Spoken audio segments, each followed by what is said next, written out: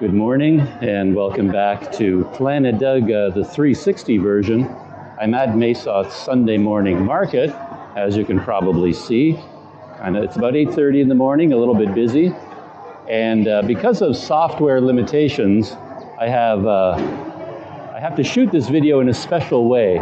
I'm essentially going to walk through the market in a 10-minute continuous walk and stop at a few interesting spots, like here.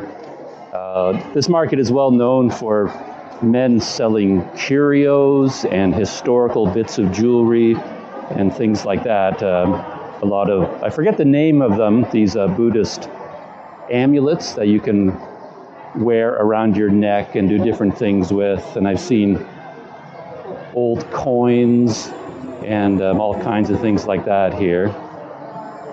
So there's a nice display. I don't usually see this many of them on a Saturday. This is usually what you see on the weekend. I mean, during the weekday. And the weekend market is more for fruits and vegetables. This is what is for sale here this morning.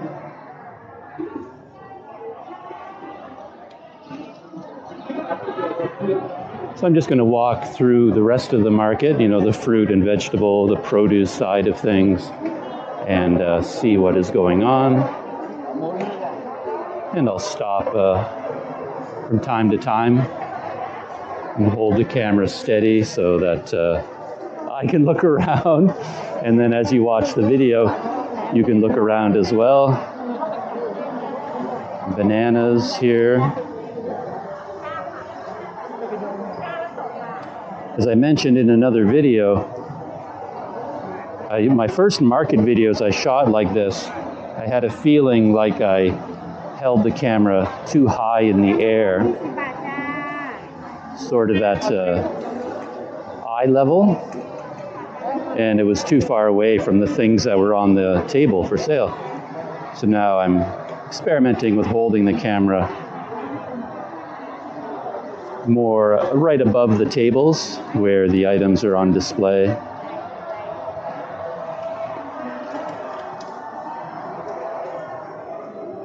The great thing about these markets for me is when they have large bundles of things, like that bundle of garlic. Just has a nice look to it.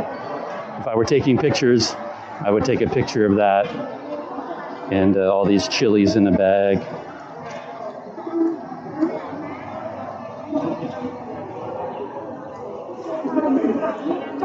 And it's not known as a snack market, but you do find a scattering of people making tasty things, like this woman here. Sawadee krab, good morning. Yeah, I hadn't seen her before. This is new.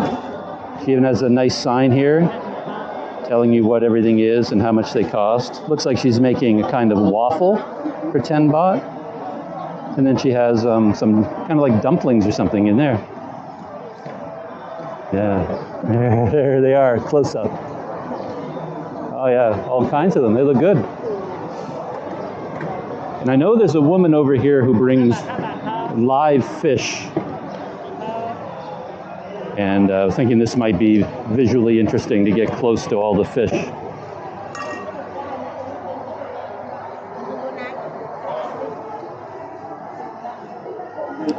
And I'm not a big seafood fan. I don't eat fish as a rule, but I know a lot of people love seafood. So the fish like this are very popular. Whoa. He wants back in the water.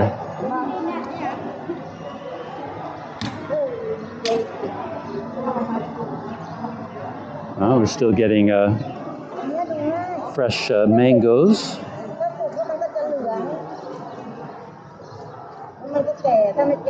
Yeah, I'm not sure how long the mango season lasts.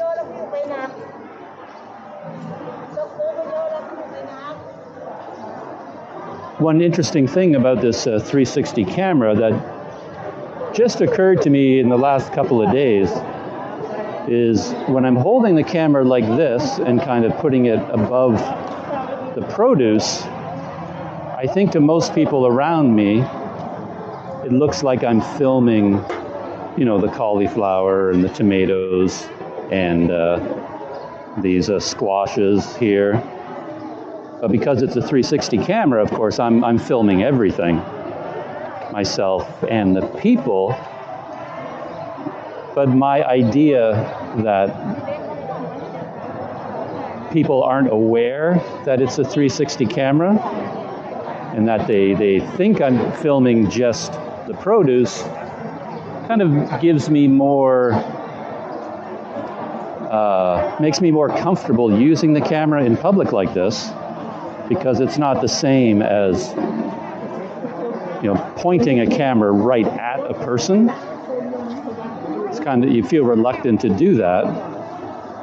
But here, you know, it looks like I'm filming all the things like on the table, cauliflower and different things. But of course, I'm also filming the entire environment. So it's a little bit sneaky, I suppose, but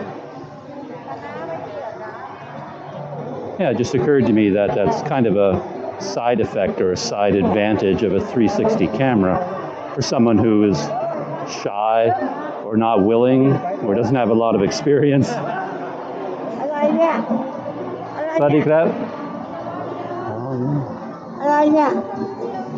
Camera, taking video. Look at these fish. They're all their jaws, their head is at a 90-degree angle. Yeah? Yeah. Okay. Man, there's so much to see here. I think I'm going to turn around and head back in this direction. So maybe raise this up high from here, and then you can get a look around the market.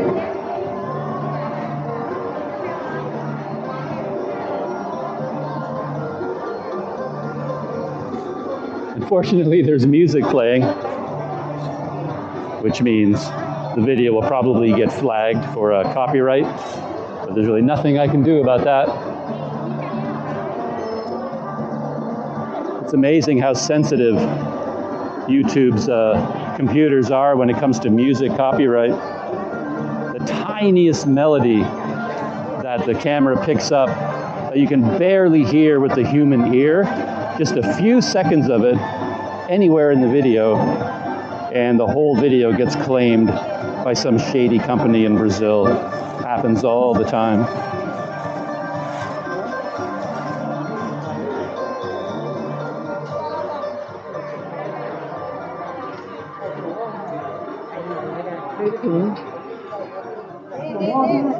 One of my recent 360 videos was claimed by some giant music company. I don't even know what one.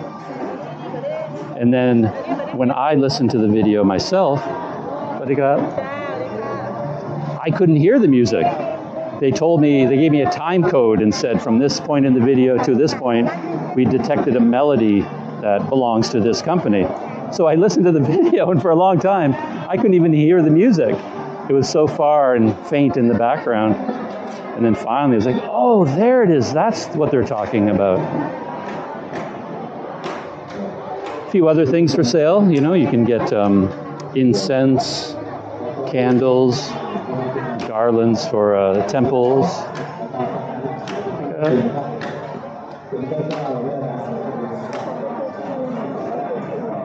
And for the end of this video, let's walk over to this last row. And that should be perhaps about 10 minutes. I don't really know what I've captured, but hopefully it will be something interesting. I think at this end of the market, you get more into like prepared foods that you can take home. Like all of this here. Just fill up the plastic bag and take it home for breakfast. Or save it for lunch.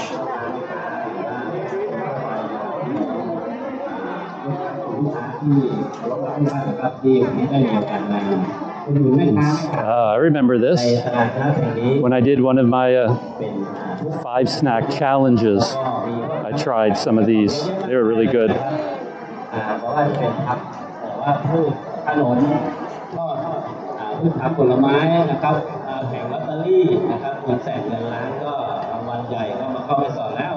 Since I'm shooting a very fast-paced 360 video, I don't have time to snack.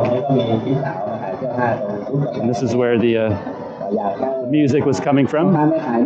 He's selling coffee. And there's the far end of the market.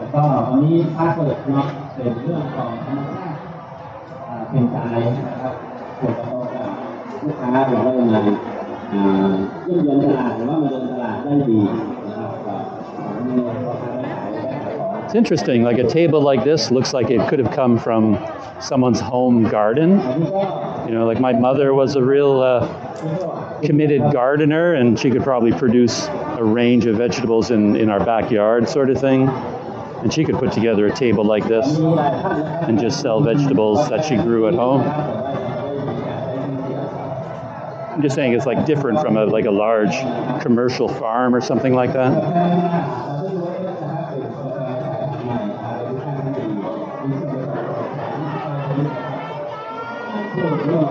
All right, let's walk to the end of this row, and maybe I'll raise the camera up high once more just for a minute.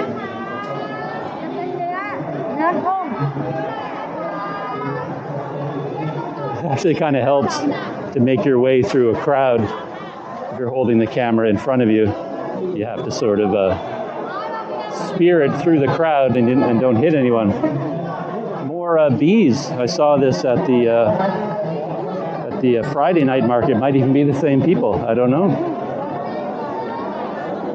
Yeah, but this honeycomb is completely open. There's no netting at all. You can see all the bees.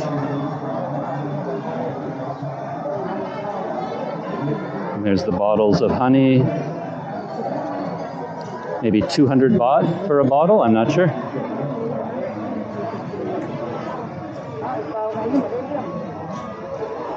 And then some snacks. You can, yeah, look at that, complete meals, salads actually.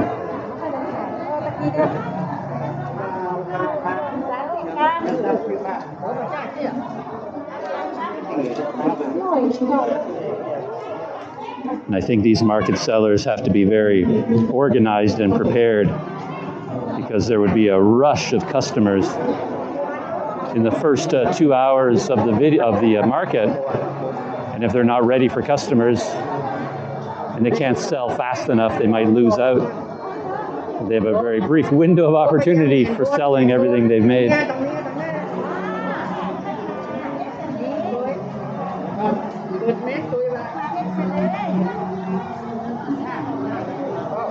All right. Experimental 360 video in the Mae Sot Sunday morning market.